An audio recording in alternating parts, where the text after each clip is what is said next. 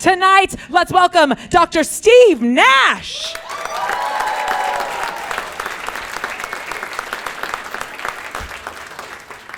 Good evening, everybody. Upstairs from us, on the third floor of this museum, is a fantastic exhibition called Leonardo Da Vinci, 500 Years of Genius. And as curator of that exhibition, I've spent the better part of the last 3 years studying the man and his works. And I'm not gonna lie to you folks, that dude was absolutely amazing. He was incredible. He did it all, and he did it all really well. He was a military engineer, an urban planner, a scientist, an inventor, and so on. Amazing stuff. But I'm not gonna lie to you either, folks. That guy was so amazing, he's gotten underneath my skin. He's gotten under my skin like an STD. And I call it Leonardo-ria. And Leonardo-ria itches, folks, and it burns really bad. And the only way that I know how to get rid of Leonardo-ria is to roast that guy. So I'm gonna roast him like Don Rickles would have done back in the day, all right? So you folks, you know him, you love him. Put your hands together and make some noise for Leonardo da Vinci! Buongiorno! Buongiorno! Buonasera, signora! Che bella!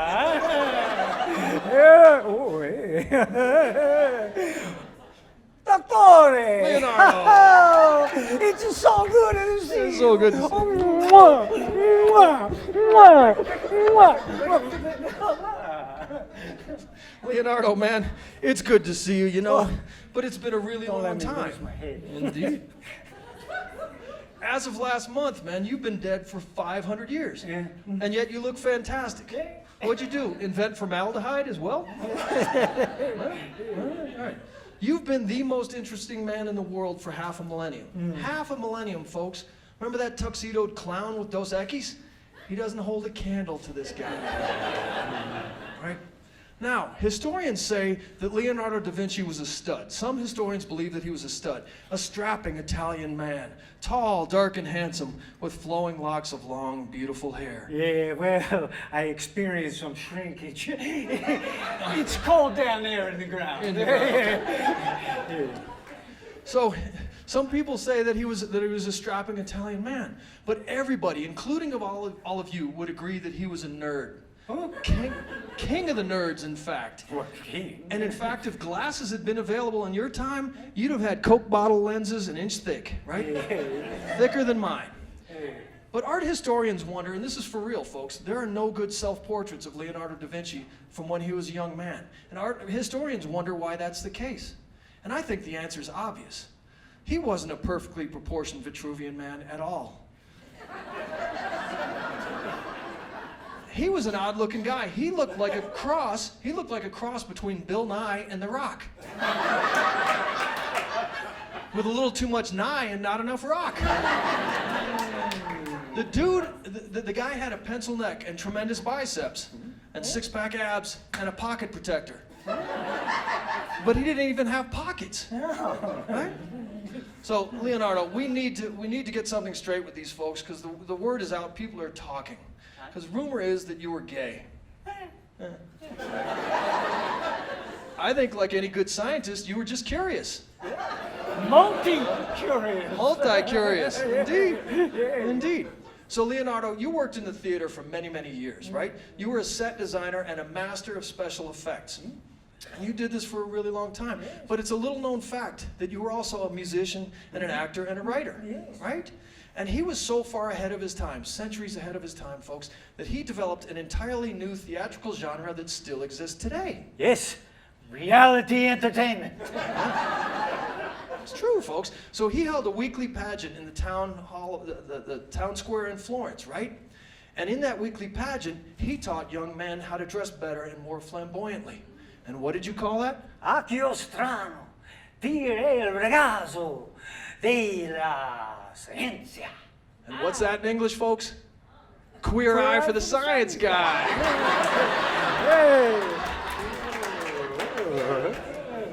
No. All right, we have to interrupt this roast, folks, for a brief public service announcement. Thank you. We have to address the issue as to whether or not there were anti-vaxxers in the Renaissance. Okay? Bubonic plague arrived in Europe in the 14th century from Russia. Thanks, Putin. Within 3 years of its arrival in Europe, 30% of the population was dead. 3 years, 30%. All the hipsters in Denver, gone in 3 years, right? A second wave of bubonic plague arrived in Florence in the 15th century. And then when that wave hit, 50% of the population died. So vegans in Boulder, gone in 3 years. But that was Leonardo's hometown. And that was during his lifetime. And so he lived through that second wave of plague. So Leonardo, if you and your friends knew that a vaccine was available, you would have done whatever you could to get your hands on a dose, wouldn't you? Yeah. And if you had gotten your hands on a dose, you would have chugged it like a shot of Jägermeister at a frat party. Right? Jägermeister? Yeah, booze, vino. Vino, hey. So coming back to the question of were there anti-vaxxers in the Renaissance, of course there were. And they all died. And we have a term for that, folks. It's called natural selection. And it works. Get those people vaccinated, okay? All right. Coming back to my good friend Leonardo Da Vinci over here. This guy painted two of the world's masterpieces, two of the best paintings in the world. Mona Lisa and The Last Supper. Now, personally, I thought Mona Lisa was a great name for a porn star. So I Googled it, and she's from Brooklyn. And I went straight down to HR.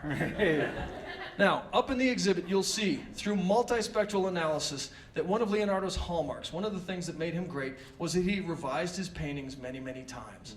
And the multispectral analysis of the Mona Lisa reveals that she's lying on top of two women.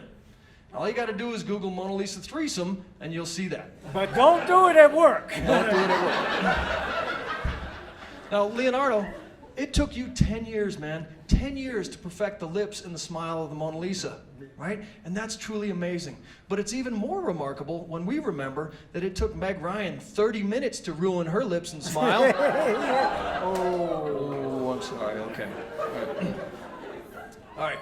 How about The Last Supper, folks? You all know The Last Supper, but let's review it real quick, right? It's a fresco up on a church in Italy. And in this painting, in this fresco, Leonardo supposedly painted Jesus standing over 12 disciples. They're at dinner, there's a table, there's food there, and there's some commotion going on because Jesus has just announced that one of his disciples will betray him that night 3 times. Now, Leonardo, you and I both know that story is bunk, right? That's what the Catholic Church wants us to believe.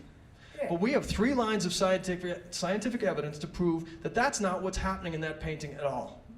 The first line of evidence is astronomical. It's clear as day. I see what you did there. It's clear as day, folks. The sun is coming in from the east. It's morning time. It's not supper time at all. The second line of evidence is social. We never, ever put 13 people on the same side of a table during a dinner party. And the only time that we ever come close to that is at the United States Supreme Court, where it's the job of 2 justices to make sure that Clarence Thomas doesn't fall asleep. Okay? And the third line of evidence, my friend, is technical. That multispectral analysis that I told you about clearly reveals, clearly demonstrates that the table was added to The Last Supper decades later by a hand that's nowhere near as talented as his. So, the table is quite literally a cover-up. And the question is, why? What was the Catholic Church trying to hide? What did this guy do? So, we have to go back into history to figure this out, folks. Now, my good friend here, Leonardo, painted The Last Supper in the 1490s. He was already in his 40s, and the church had been hassling him for 3 decades. 3 decades, and he was sick of it. So he decided to toy with their sensibilities. So, I'm here to tell you now, it's not a coincidence, folks, that coffee arrived in Italy in the 1490s as well. That fine commodity from Ethiopia, that delicious beverage, arrived in Italy at the same time this guy is painting The Last Supper. So what's really going on here? Remember, it's morning time. Jesus is chairing a breakfast meeting of the disciples at the Santa Maria del Grazie Church in Milan. Everything's going fine. The catering department is fantastic. They bought in bran muffins and tons of coffee. So Jesus is chairing the meeting, right? And he calls on the membership committee to give its report. And John the Baptist stands up and reports that numbers are down. So Jesus gets irritated. And then he calls on the finance committee to make its report. And Matthew stands up and reports that they're having problems with money changers. And Jesus was an ill-tempered guy, so he got even madder. And then finally, he called on the personnel committee, and Peter stood up and reported ongoing problems with Judas. The man lacked empathy, he didn't behave professionally, and he lied more than Donald Trump. Right? So by then, Jesus is furious, and as chair of the meeting, he decides to cancel the bio break. Right? He cancels the bio break. And so they've got to go through the whole agenda. They've got to figure out what happened, they've got to figure out the logistics on the bake sale, and they've got to figure out the logistics on the bingo night, and they got to do new business. And so when Jesus finally adjourned the meeting, all 12 of those disciples plus Jesus, 13 guys, had to go to the bathroom at the same time. What Jesus forgot was that the bathroom at the Santa Maria del Grazie Church only had 12 seats in it. So those guys make a beeline for the loo. They skip to the loo. They make a beeline for the can, and they get down there, and they have to play an impromptu game of musical chairs. And Jesus could walk on water, but he wasn't nimble or quick. He lost that game of musical chairs. It's the only reason he is still standing in the Last Supper. So Leonardo, there was no betrayal at all, was there? It was just good-natured competition. Leonardo, you didn't paint the Last Supper, did you? No. No, you painted the first Game of Thrones.